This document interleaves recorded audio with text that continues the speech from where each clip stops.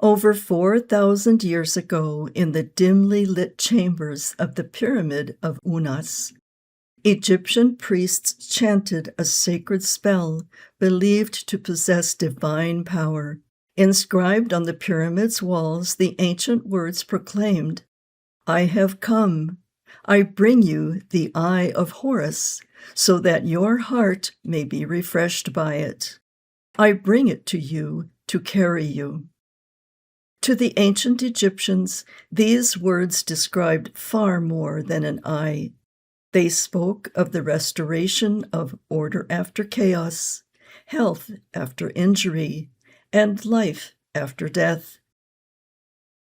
Egyptologist Richard Wilkinson writes that the Eye of Horus became one of the most powerful and enduring symbols of protection in Egyptian religion.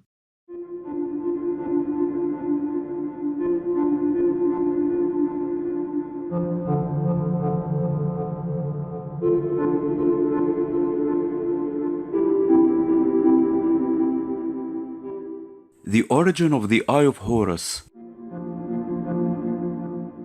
The story begins with Osiris, the divine king of Egypt. According to Egyptian mythology, Osiris was murdered by his brother Seth, who sought to seize the throne, Isis hid and protected their young son Horus until he was old enough to challenge his father's killer. The conflict between Horus and Seth became one of the greatest myths of ancient Egypt, preserved most fully in the New Kingdom text, the contendings of Horus and Seth. It symbolized the eternal struggle between order and chaos, legitimate kingship and violent usurpation. During one fierce battle, Horus lost his left eye. Some traditions even describe it as being shattered into pieces. The injury represented a cosmic wound, the triumph of disorder over divine order. But the god Thoth, master of wisdom and sacred knowledge, restored the eye to wholeness. Ancient Egyptian texts celebrate this act of restoration. The Eye of Horus has been restored to him. The restored eye became known as the Wedjat, meaning the sound one, the healthy one, or the whole one. As Egyptologist Eric Hornung observed, the restoration of the Eye of Horus became the supreme symbol of healing, renewal, and the restoration of cosmic order throughout Egyptian religion. The eye as a symbol of protection. Because the eye had been restored from injury, Egyptians believed it possessed extraordinary protective power. The symbol appeared everywhere. It was carved on coffins, painted on tomb walls, placed among mummy wrappings, worn around the neck as an amulet. The Eye of Horus was thought to protect both the living and the dead. A Coffin Text spell proclaims, "I have brought the Eye of Horus, which is in good condition."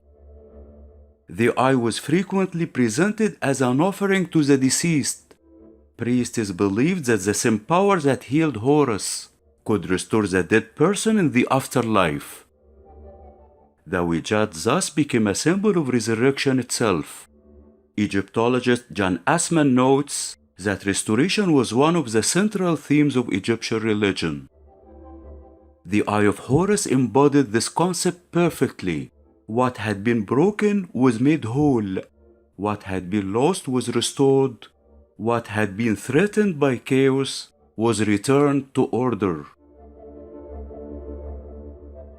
The Eye of Horus and the Moon.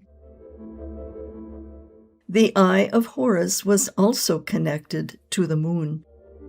Many Egyptian texts identify Horus's left eye with the moon and his right eye with the sun. The injury to the eye helped explain the changing phases of the moon. As the moon waned, the eye was diminished. As it waxed, the eye was restored. One Coffin text refers to the filling of the Eye of Horus. The monthly restoration of the moon became a cosmic reenactment of Horus's healing. Each month, the heavens repeated the ancient victory over destruction. The moon itself became a reminder that what is diminished can become whole again. The mathematical eye. One of the most fascinating aspects of the Eye of Horus is its connection to ancient Egyptian mathematics. Egyptologist Georg Miller proposed that the eye's 6 main parts represented the fractions 1/2, 1/4, 1/8, 1/16, 1/32, and 1/64, which were used in Egyptian measurement. Together, these fractions equal 63/64, leaving one small part missing.